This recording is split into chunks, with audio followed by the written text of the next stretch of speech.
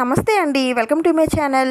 ఈ వీడియోలో కార్తీక మాసంలో వెలిగించే నక్షత్ర దీపాలు ఎలా వెలిగించాలి, ఎప్పుడు వెలిగించాలి, ఎవరు వెలిగించాలి, ఏ సమయంలో వెలిగించాలి, ఇంట్లో వెలిగించాలా లేదా గుడిలో వెలిగించాలా, ఈ రోజు కుదరకపోతే మళ్ళా ఏ రోజు వెలిగించాలి, ఈ దీపాలు వెలిగించడం వల్ల మనకి కలిగే ఫలితాలు ఏమిటి అనేవన్నీ కూడా ఈ రోజు వీడియోలో షేర్ చేస్తానండి.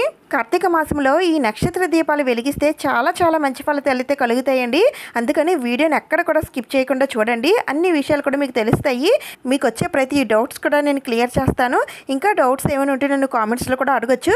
ఇంకా లేట్ చేయకుండా వీడియోని అయితే స్టార్ట్ చేసేద్దాం. ముందుగా ఒక చిన్న లైక్ అయితే చేయండి. మీరు చేసే లైక్ వలన ఈ వీడియో మరికొందరికి రీచ్ అవుతుంది. కార్తీక మాసంలో ఒక్క రోజైనా సరే ఈ నక్షత్ర దీపాలు వెలిగించాలని అంటారండి. ఎందుకంటే ఈ నక్షత్ర దీపాలు వెలిగించడం వలన మన జాతకంలో ఉన్న దోషాలు, గ్రహ దోషాలు అన్నీ కూడా తొలగిపోతాయండి. మన పేరు మీద ఉన్న దోషాలే కాదండి, మన ఇంట్లో ఉన్న సభ్యుల దోషాలు, మన ఇంట్లో ఉండే దోషాలు అన్నీ కూడా తొలగిపోతాయి. అందుకని ఈ కార్తీక మాసంలో ఈ నక్షత్ర దీపాలు తప్పకుండా వెలిగించాలి. ముఖ్యంగా కార్తీక పౌర్ణమి రోజు వెలిగిస్తే చాలా మంచిదండి. మనకి ఈ సంవత్సరం కార్తీక పౌర్ణమి 2025 నవంబర్ 5వ తేదీన బుధవారం వచ్చిందండి. ఈ రోజు ఈ దీపాలు ఏ సమయంలో వెలిగించాలి, ఒకవేళ ఈ రోజు కుదరకపోతే మళ్ళీ ఎప్పుడు వెలిగించాలి అనేవన్నీ కూడా తెలుసుకుందాం. ముందుగా ఇప్పుడు ఈ నక్షత్ర దీపాలు ఎలా వెలిగించాలో చూపిస్తాను. ఈ నక్షత్ర దీపాలు మీరు తులసి కోట దగ్గర వెలిగించవచ్చండి, లేదంటే మీ ఇంట్లో పూజా మందిరంలో వెలిగించవచ్చు, లేదంటే గుడి దగ్గరికి వెళ్ళి అక్కడైనా సరే వెలిగించవచ్చు, లేదా మీ ఇంట్లో హాల్లో ఒక ప్లేస్ చూసుకొని అక్కడైనా సరే ఈ నక్షత్ర దీపాలు వెలిగించవచ్చు. ముందుగా అయితే ఈ దీపాలు మీరు ఎక్కడైతే వెలిగించాలనుకుంటున్నారో అక్కడ ముందుగా ఇలా పసుపు అయితే రాసుకోండి.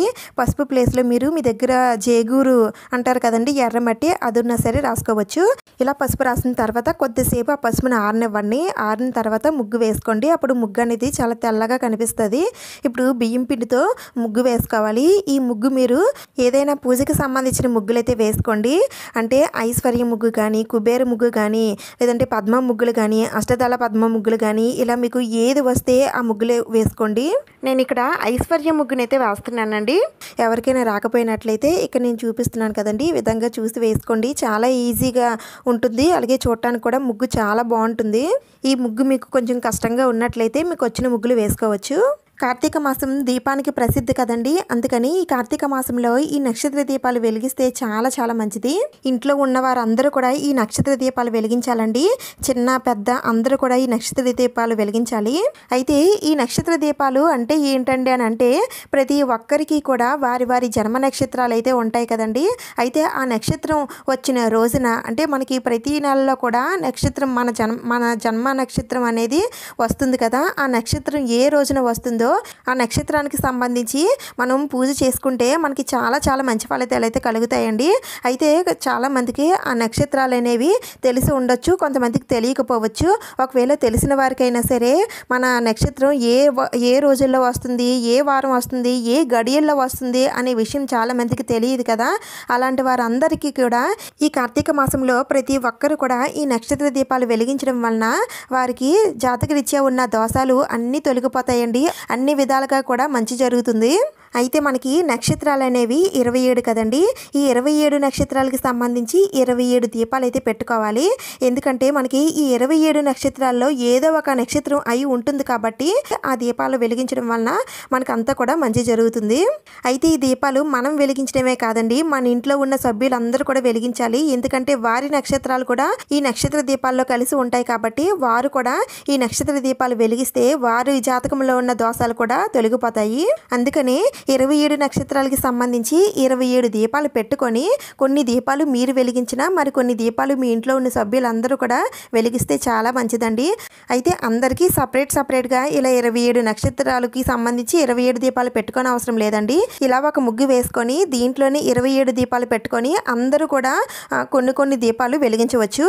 మీ ఇంట్లో ఉండే సభ్యులు మీ ఇంట్లో ఉన్నట్లయితే వారి చేత వెలిగించండి. ఒకవేళ బయట ఉన్నట్లయితే వారి పేరు మీద మీరే వెలిగించవచ్చు. అయితే ముఖ్యంగా ఈ నక్షత్ర దీపాలు ఏ రోజున వెలిగించాలని అంటే కార్తీక మాసంలో వచ్చే పౌర్ణమి రోజున వెలిగిస్తే చాలా మంచిదండి. పౌర్ణమి గడియలు ఉండాలి, అది కూడా సాయంత్రం సమయంలో నక్షత్రాలు వచ్చే సమయానికి ఈ నక్షత్ర దీపాలు అయితే వెలిగించాలి. అంటే పౌర్ణమి రోజున సాయంత్రం వేళల్లో 5 గంటల నుండి 7 గంటల లోపు ఈ నక్షత్ర దీపాలు వెలిగించాలి. ఈ రోజు వెలిగిస్తే చాలా మంచి ఫలితాలు అయితే కలుగుతాయండి. ఒకవేళ మాకు ఈ రోజు కుదరదండి, మేము ఈ రోజు వెలిగించలేకపోతున్నామని అంటే ముఖ్యంగా కార్తీక సోమవారాల్లో అయినా, కార్తీక ఏకాదశి రోజునైనా, లేదంటే ఏదైనా ప్రత్యేకమైన రోజుల్లో మీరు ఈ దీపాలను వెలిగించవచ్చు. లేదా మీకు ఈ కార్తీక మాసంలో ఏ రోజు వీలుంటుందో ఆ రోజు వెలిగించండి. అది కూడా సాయంత్రం సమయంలో మాత్రమే వెలిగించాలండి. నక్షత్రాలు ఉన్నప్పుడు వెలిగించాలి. ఇంకా ముగ్గు అయితే ఈ విధంగా వేసుకోవాలండి. ముగ్గు చుట్టూ కూడా డిజైన్ అయితే తప్పకుండా పెట్టుకోవాలి. ఎందుకంటే ఆ ముగ్గుని మనం బంధనం చేయాలండి. అందుకని చుట్టూ డిజైన్ అయితే తప్పకుండా వేయాలి. ఇలా అమ్మవారికి సంబంధించిన ముగ్గులు వేయడం వలన కార్తీక మాసంలో శివకేశవుల ఆశీర్వాదంతో పాటు అమ్మవారి ఆశీర్వాదం కూడా మనకి కలుగుతుందండి. అందుకని మీకు వచ్చిన ఏదో ఒక పూజా ముగ్గులు అయితే తప్పకుండా వేయండి. ముగ్గు అయితే నేను పూర్తి చేసేసానండి. ముగ్గు ఎలా ఉందో నాకు కామెంట్స్లో చెప్పండి. ఇప్పుడు దీపాలు ఎలా పెట్టుకోవాలో చూపిస్తాను. ఈ దీపాలు అనేవి మీరు మట్టి ప్రమిదల్లో పెట్టుకోవచ్చు, పిండి ప్రమిదల్లో పెట్టుకోవచ్చు, ఇంకా ఉసిరికాయ దీపాలు పెట్టుకోవచ్చు. ఇలా ఏ దీపాలైనా సరే పెట్టుకోవచ్చు అండి. నేనైతే పిండి ప్రమిదల్లో పెట్టుకోవాలనుకుంటున్నానండి. అందుకని నేను ఇక్కడ పిండి ప్రమిదలు అయితే తయారు చేసుకుంటున్నాను. ఇక్కడ నేను బియ్యం పిండి కొద్దిగా ఎక్కువగానే పడుతుందండి. 27 ప్రమిదలు చేయాలి కదా, అందుకని కొంచెం ఎక్కువ పిండే పడుతుంది. ఇంచుమించు ఒక 1/4 కేజీ పైనే పడుతుందండి. అంటే చిన్న ప్రమిదలు చేసేవారికి కొంచెం తక్కువ పడుతుందండి. కొంచెం పెద్దగా ప్రమిదలు చేసుకునే వారికి కొంచెం ఎక్కువ పడుతుంది. ఇప్పుడు ఈ బియ్యం పిండిలో కొద్దిగా బెల్లం వేసుకోండి. మరీ ఎక్కువగా వేయనవసరం లేదు. కొద్దిగా 1 స్పూన్ వేసుకుంటే సరిపోతుంది. అది కూడా పౌడర్ చేసి వేసుకోండి. తర్వాత కొద్దిగా నెయ్యి వేసుకోండి.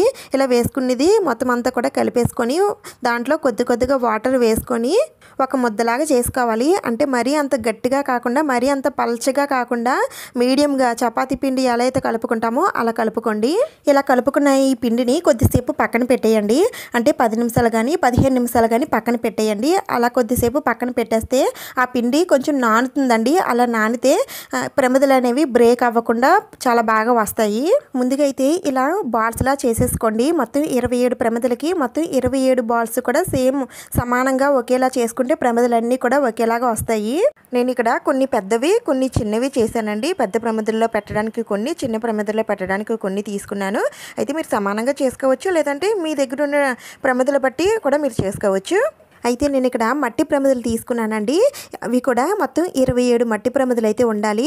అవి అన్నీ ఒకే రకమైనవి అవి ఉండాలని ఏమీ లేదండి. మీరు వేరువేరుగా ఉన్నవైనా సరే తీసుకోవచ్చు. అయితే అవి కొత్తవే ఉండవలసిన అవసరం కూడా లేదు. మీరు వాడినవైనా సరే మళ్ళీ వీటి కోసం ఉపయోగించవచ్చు. అయితే మీరు వాడినవి అయితే ఇలా వాష్ చేసి పెట్టుకోవాలండి. అదే దానికి ఉన్న జిడ్డుతోనే మళ్ళీ దీపారాధన అయితే చేయకూడదు. మట్టి ప్రమిదలో పెట్టుకుంటానండి, అందుకని ఇవి తీసుకున్నాను. నేను ఆ మట్టి ప్రమిదల్లోనే ఈ బియ్యం పిండి ప్రమిదలు అయితే పెట్టుకుంటానండి. ఎందుకంటే మనం నేరుగా దీపం అనేది కింద పెట్టకూడదు. అది ఏదైనా ప్లేట్లో కానీ ఆకు పైన కానీ పెట్టాలి. ఇప్పుడు ఇక్కడ నేను వీటిల్లోనే పిండి ప్రమిదలు అయితే చేసుకుంటాను. అందుకని ఈ ప్రమిదలన్నీ కూడా ఒక్కొక్కటిగా ఇలా సపరేట్గా పెట్టేసుకోండి. ఇలా పెట్టేసుకున్న తర్వాత మనం ముందుగా బాల్స్ తయారు చేసుకున్నాం కదండి పిండితోటి, ఒక్కొక్క బాలు ఈ ఒక్కొక్క ప్రమిదలో పెట్టేసుకోవాలి. అలాగే ఈ ప్రమిదలు చేయడానికి నేను ఒక క్యాప్ కూడా తీసుకుంటున్నానండి. ఇది మీ దగ్గర ఏదైనా ఫెవికల్ బాటిల్ క్యాప్ కానీ, లేదంటే ఫెవిస్టిక్ క్యాప్ కానీ ఏదైనా సరే క్యాప్స్ ఉంటే తీసుకోండి. వీటితో మనం ఈ ప్రమిదలు అనేవి చాలా చక్కగా చేసుకోవచ్చు. ఈ క్యాప్తో ఈ పిండిని ఇలా ప్రెస్ చేసేసుకుంటే చాలండి, మనకి ఇంకా ప్రమిద అయితే రెడీ అయిపోతుంది.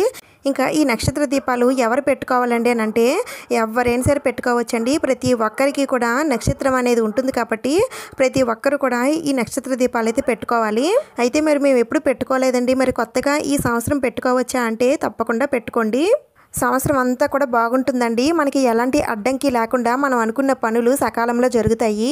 ఇలా మనం ప్రమిదలు చేసుకున్నాం కదండి, ఈ ప్రమిదలకి కూడా ఇలా చందనం కుంకుమలతో బొట్లయితే పెట్టుకోవాలి. ఇక్కడ నేను అన్ని ప్రమిదలు కూడా రెడీ చేసేసానండి. ఇప్పుడు ఈ ప్రమిదలన్నీ కూడా ఈ ముగ్గు పైన ఒక్కొక్కటిగా పెట్టుకోవాలి. ఈ ప్రమిదలు ఈ ముగ్గు పైన ఎక్కడైనా సరే పెట్టుకోవచ్చండి. చుట్టూ పెట్టుకోవచ్చు, మధ్యలో పెట్టుకోవచ్చు, ఇలా ఈ ముగ్గు పైన ఎక్కడైనా సరే పెట్టుకోవచ్చు. కానీ 27 ప్రమిదలు పెట్టుకోవాలి. నేనైతే ఈ ముగ్గు షేప్లో ఉండే విధంగానే పెట్టుకున్నానండి. ఇంక మధ్యలో ప్రమిదలు ఈ విధంగా పెట్టుకున్నాను. ఇలా అన్ని ప్రమిదలు పెట్టేసుకున్నాక ఇప్పుడు మీ దగ్గరున్న పువ్వులతో అందంగా అలంకరించుకోండి. ఇంకా దీపారాధన కోసం ఆవు నెయ్యి ఉంటే ఆవు నెయ్యి వాడండి. లేదు అంటే నువ్వుల నూనె కానీ లేదంటే కొబ్బరి నూనె అయినా సరే వాడచ్చు.